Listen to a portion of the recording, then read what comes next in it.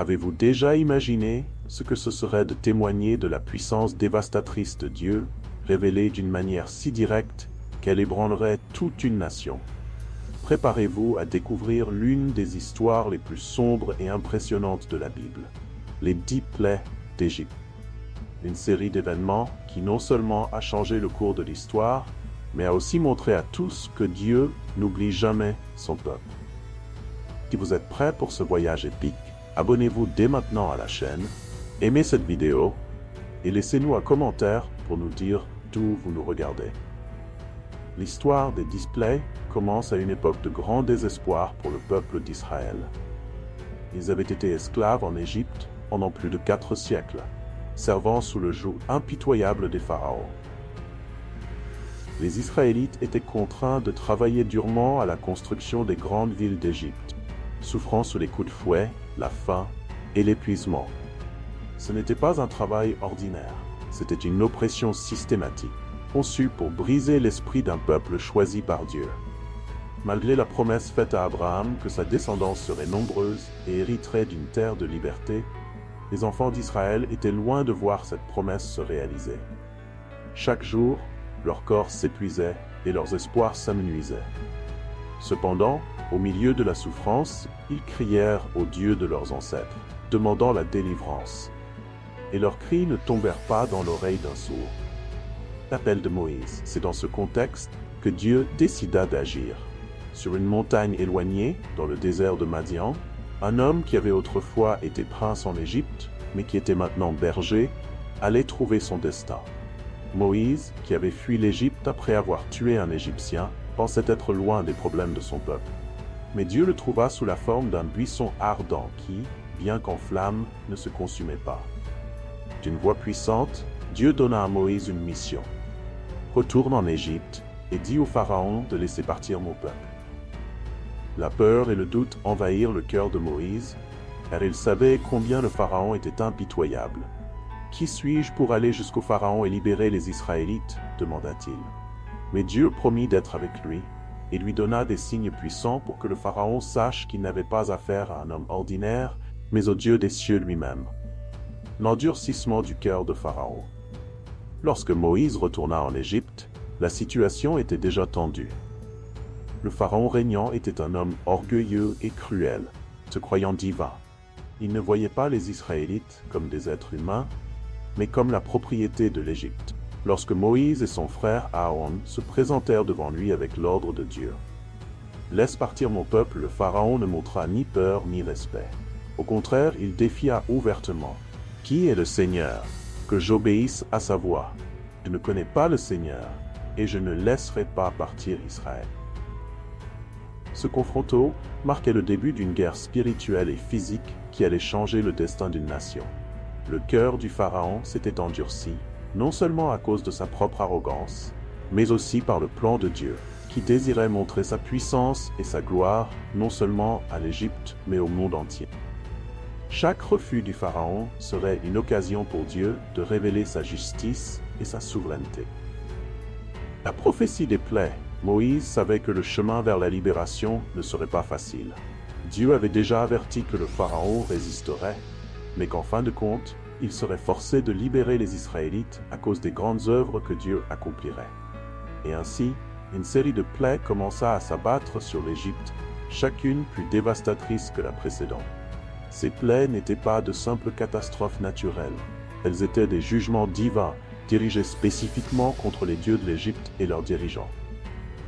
Dieu ne libérait pas seulement son peuple, il détruisait les idoles d'une nation qui osait défier son pouvoir. Première plaie, l'eau changée en sang. Le Nil, le cœur de l'Égypte, est devenu un symbole de malédiction. Pendant des siècles, le Nil avait été vénéré comme un dieu, apportant la vie et la prospérité à la terre fertile d'Égypte. Mais sur l'ordre de Dieu, Moïse étendit sa verge sur les eaux, et le fleuve tout entier se transforma en sang. Il n'y avait plus d'eau potable, les poissons moururent, le fleuve exhalait une odeur putride, et les Égyptiens, désespérés, creusaient des trous autour du Nil dans l'espoir de trouver de l'eau potable. Cette plaie défia directement le dieu Hapi, la divinité du Nil, montrant que le Dieu d'Israël avait un pouvoir absolu sur les eaux. Deuxième plaie, les grenouilles. L'Égypte fut envahie par une marée de grenouilles. Elles sortaient du Nil en quantité si vaste qu'il n'y avait pas un endroit sans elles. Des grenouilles couvraient les maisons, les champs, les lits et même les fours et les bassins à pétrir le pain. Imaginez le chaos et l'inconfort de devoir gérer ces animaux partout, perturbant même la vie quotidienne la plus basique. Ce fut un coup contre la déesse Héket, qui était représentée avec une tête de grenouille et symbolisait la fertilité. Dieu montra une fois de plus qu'il contrôlait la vie et la création, se moquant des croyances égyptiennes. Troisième plaie, les poux. Alors, Dieu transforma la poussière de la terre en poux qui infestèrent à la fois les hommes et les animaux. Ce fut une attaque directe contre l'orgueil égyptien en matière de pureté et d'hygiène, car même les prêtres égyptiens, qui étaient fiers de leur rituel de purification, furent couverts de ces insectes immondes. La déesse Djeb, déesse de la terre, fut humiliée, car la poussière, qui aurait dû être inoffensive, devint une plaie de tourment. Même les magiciens égyptiens, qui jusque-là avaient tenté d'imiter les plaies précédentes, admirent leur défaite en disant au pharaon « c'est le doigt de Dieu ». Quatrième plaie, les mouches. La quatrième plaie apporta des nuées de mouches qui couvrirent l'Égypte, à l'exception de la terre de Goshen où vivaient les Israélites. Le contraste était clair. Tandis que les Égyptiens souffraient, le peuple de Dieu était protégé. Ce signe clair indiquait la distinction divine entre le peuple choisi de Dieu et ses oppresseurs. Le chaos se répandit alors que les mouches envahissaient les foyers égyptiens, détruisant la paix et apportant encore plus de souffrance. Cet assaut symbolisa l'impuissance du dieu Khepri, souvent représenté par un scarabée, un autre insecte considéré comme sacré en Égypte. Cinquième plaie, la mort du bétail. La cinquième plaie frappa directement l'économie et les ressources de l'Égypte. Le bétail, vital pour la subsistance égyptienne, commença à mourir d'une maladie mystérieuse et mortelle. Bœufs, vaches, chameaux, moutons, tous tombèrent dans les vastes plaines égyptiennes. L'Égypte, qui dépendait tant de sa richesse agricole et animale, commença à s'effondrer économiquement. Le dieu Apis, représenté par un taureau sacré, fut humilié, car même le symbole de la force égyptienne ne pouvait résister au pouvoir de Dieu. Sixième plaie, les ulcères. La sixième plaie apporta une nouvelle vague de douleurs physiques au peuple d'Égypte. Des ulcères douloureux, semblables à des furoncles, apparurent sur les hommes et les animaux. Le corps entier des Égyptiens était couvert de plaies qui brûlaient et s'infectaient. Même les magiciens du Pharaon, qui auparavant avaient essayé d'imiter les signes de Moïse, ne purent supporter la douleur et furent incapables de se présenter devant le roi. Ce fut une attaque contre la déesse Isis, qui était vénérée pour sa capacité à guérir les maladies.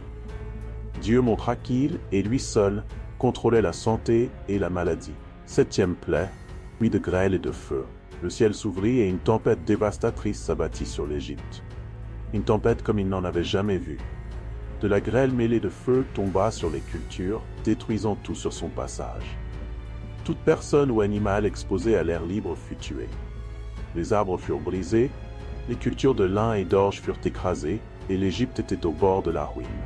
Cependant, une fois de plus, Goshen fut épargné. Ce fut une attaque contre la déesse Nut, la divinité du ciel, qui était censée protéger l'Égypte des catastrophes naturelles. Huitième plaie, les sauterelles. Si la grêle n'avait pas déjà causé suffisamment de destruction, les sauterelles arrivèrent ensuite, dévorant tout ce qui restait. Comme un nuage qui cachait le soleil, elles envahirent l'Égypte et consumèrent les cultures et les arbres qui avaient survécu. Une famine imminente menaçait le pays, et le désespoir commença à grandir. La déesse Sérapis, qui était censée protéger les récoltes, fut humiliée devant la puissance de Dieu. Neuvième plaie, les ténèbres. L'Égypte, connue comme la terre du soleil, fut plongée dans des ténèbres si denses qu'on pouvait les sentir.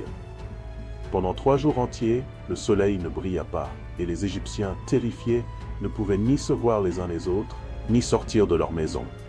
Le dieu Ra, le dieu du soleil, fut complètement humilié. Dieu montra qu'il contrôlait même la lumière et les ténèbres, et l'Égypte perdit son symbole le plus puissant de la vie. 10e plaie, la mort des premiers-nés. Enfin, Dieu envoya la plaie la plus dévastatrice de toutes.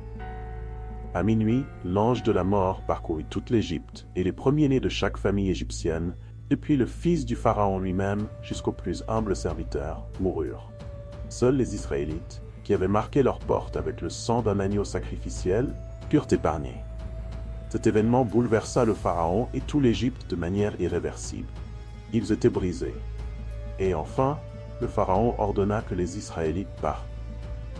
La mort des premiers-nés fut un coup direct au dieu Osiris, protecteur de la vie et de la mort, ainsi qu'au Pharaon lui-même, considéré comme un dieu vivant.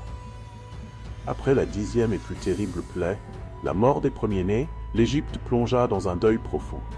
Des cris de douleur résonnaient dans tout le pays, des palais luxueux aux humbles cabanes. Le cœur du Pharaon, autrefois endurci et plein d'arrogance, était maintenant écrasé par le poids de la paix. Son propre fils, héritier du trône, était mort. Il céda enfin. Le Pharaon convoqua Moïse et Aaron pendant la nuit, avec une urgence dans la voix, et ordonna « Levez-vous, sortez du milieu de mon peuple, vous et les fils d'Israël.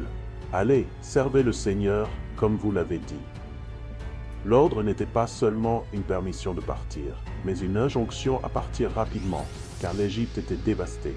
Le peuple égyptien pressa également les Israélites de partir sans délai, craignant que d'autres calamités ne s'abattent sur eux. Ainsi, le peuple d'Israël, environ 600 000 hommes, sans compter les femmes et les enfants, commença son voyage vers la liberté. Ils portaient avec eux non seulement leurs possessions, mais aussi les espoirs et les promesses de générations. Ils partirent précipitamment, avec leurs pattes à pain encore non levées, symbolisant l'urgence de la libération. Ils emportèrent également de grandes richesses, car les Égyptiens, effrayés, leur donnèrent de l'argent, de l'or et des vêtements, accomplissant ainsi la promesse que Dieu avait faite qu'ils quitteraient l'Égypte avec des butins. L'émotion était palpable. Des générations avaient attendu ce moment, et maintenant ils laissaient enfin derrière eux les chaînes de l'esclavage. Guidés par Moïse et Aaron, ils suivaient le chemin vers le désert. Dieu était avec eux de manière visible, les conduisant sous la forme d'une colonne de nuée durant le jour et d'une colonne de feu durant la nuit, illuminant le chemin et les protégeant du danger. Cependant, la libération d'Israël ne serait pas sans défi. La décision du Pharaon de libérer le peuple de Dieu fut momentanée, prise dans la douleur et la peur, mais avec le temps, sa colère et son orgueil commencèrent à ressurgir. Il se rendit compte qu'il avait laissé échapper toute la force de travail de l'Égypte, les esclaves qui soutenaient son empire. Le Pharaon changea d'avis. Il rassembla ses meilleurs soldats et plus de 600 chars de guerre et se lança dans une poursuite féroce derrière les Israélites. Le rugissement des chevaux et le bruit des roues de fer déchirant la terre du désert résonnaient à l'horizon, tandis que l'armée égyptienne avançait impitoyablement. Les Israélites, campés au bord de la mer Rouge, réalisèrent bientôt le danger. La peur se répandit rapidement parmi eux, et ils commencèrent à questionner Moïse. « Est-ce parce qu'il n'y avait pas de tombes en Égypte que tu nous as amenés pour mourir dans le désert? Pourquoi nous as-tu sortis de là ?» Le désespoir s'empara du peuple, qui se sentait pris au piège entre la mer et l'armée du Pharaon. Moïse, cependant, resta ferme. Il savait que Dieu n'avait pas libéré son peuple pour les laisser périr.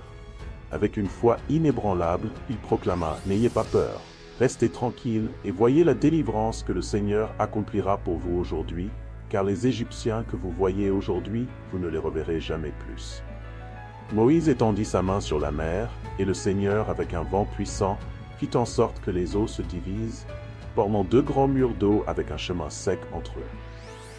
Avec étonnement et révérence, le peuple d'Israël commença à traverser la mer Rouge à pied sec.